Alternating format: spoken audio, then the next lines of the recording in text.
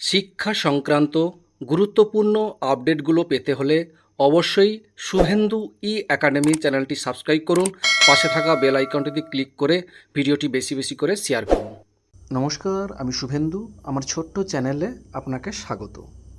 পশ্চিমবঙ্গ সরকার এর উচ্চশিক্ষা দপ্তর অর্থাৎ department of higher education university branch আজই অর্থাৎ 6ই এপ্রিল 2026 তারিখে state aided and grant in aided বিশ্ববিদ্যালয়ের কর্মীদের বকেয়া মহার্ঘ ভাতা অর্থাৎ ডিএ সংক্রান্ত একটা অত্যন্ত গুরুত্বপূর্ণ বিজ্ঞপ্তি জারি করা হয়েছে।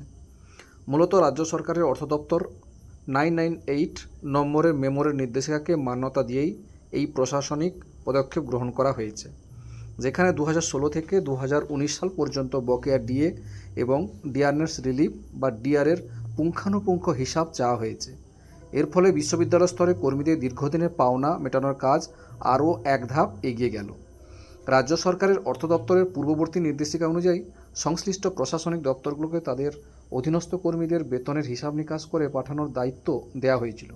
সেই নির্দেশিকা কার্যকর করতেই উচ্চশিক্ষা দপ্তরে ইউনিভার্সিটি ব্রাঞ্চ এই নতুন বিজ্ঞপ্তিটি জারি করেছে। ডিডিও এদের উদ্দেশ্যে বেশ কিছু সুনির্দিষ্ট ও গুরুত্বপূর্ণ নির্দেশ দেওয়া হয়েছে। বলা হয়েছে, প্রতিটি কর্মরত এবং অবসরপ্রাপ্ত কর্মীর বেতন সংক্রান্ত তথ্য, বিশেষ করে পে অ্যালাউন্সের বিস্তারিত বিবরণ একটা নির্দিষ্ট এক্সেল শিটে নথিভুক্ত করতে জমা করতে হবে। আরও বলা হয়েছে, এই হিসাব নিকাশ কোনোভাবেই আনুমানিক ভিত্তিতে করা যাবে না। প্রতিটি কর্মীর সার্ভিস বুক এবং সংশ্লিষ্ট মাসের অ্যাকুইটেন্সি রোল থেকে তথ্য মিলিয়ে নির্ভুলভাবে হিসাব প্রস্তুত করতে হবে। বিজ্ঞপ্তিতে বলা হয়েছে, 2016 সালের জানুয়ারি মাস থেকে 2019 সালের ডিসেম্বর মাস পর্যন্ত সময়ে বকেয়া মহার্ঘ ভাতা এবং পেনশনের ক্ষেত্রে ডিয়ারনেস রিলিফের বিষয়টি স্পষ্টভাবে উল্লেখ করা হয়েছে। গত 5ই সেপ্টেম্বর 2026 তারিখে সুপ্রিম কোর্টের একটি ঐতিহাসিক নির্দেশের পর রাজ্য সরকার বকেয়া মহার্ঘ ভাতা দ্রুত মেটানোর সিদ্ধান্ত গ্রহণ করে। পূর্বে এই বকেয়া অর্থ দুটি কিস্তিতে দেওয়ার কথা থাকলেও পরে 28 মার্চ 2026 তারিখে রাজ্য সরকার জানায় যে 2016 থেকে 2019 সালের বকেয়া ডিএ একটি মাত্র কিস্তিতেই মেটানো হবে। সেই বৃহত্তর প্রক্রিয়ার অংশ হিসাবে এখন সরকার পোষিত শিক্ষা প্রতিষ্ঠানগুলির কর্মীদের বকেয়া হিসাব করার জন্য এই ডেটা সংগ্রহ করা শুরু হয়েছে। এই নতুন নির্দেশিকার ফলে গ্র্যান্ট ইন এড বিশ্ববিদ্যালয়গুলি কর্মরত এবং অবসরপ্রাপ্ত কর্মীদের জীবনে সরাসরি ইতিবাচক প্রভাব পড়তে চলেছে। প্রথমত, ডিডিওদের মাধ্যমে সরাসরি সার্ভিস বুক এবং অ্যাকুইটেন্সের রোল যাচাই করার ফলে পাওনা অর্থের হিসেব কোনো ত্রুটি থাকার সম্ভাবনা একেবারেই দূর হবে।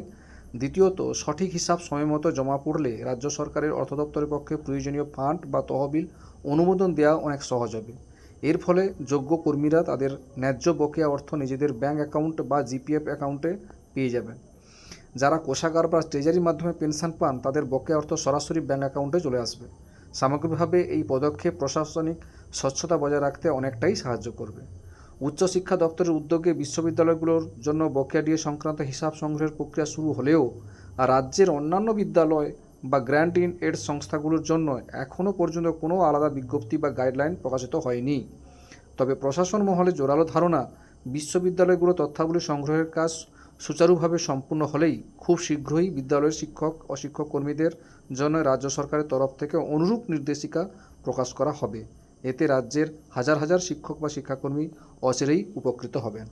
এই ছিল একটি আপডেট আপনাদের সঙ্গে শেয়ার করলাম। ভিডিওটি দেখার জন্য অসংখ্য ধন্যবাদ।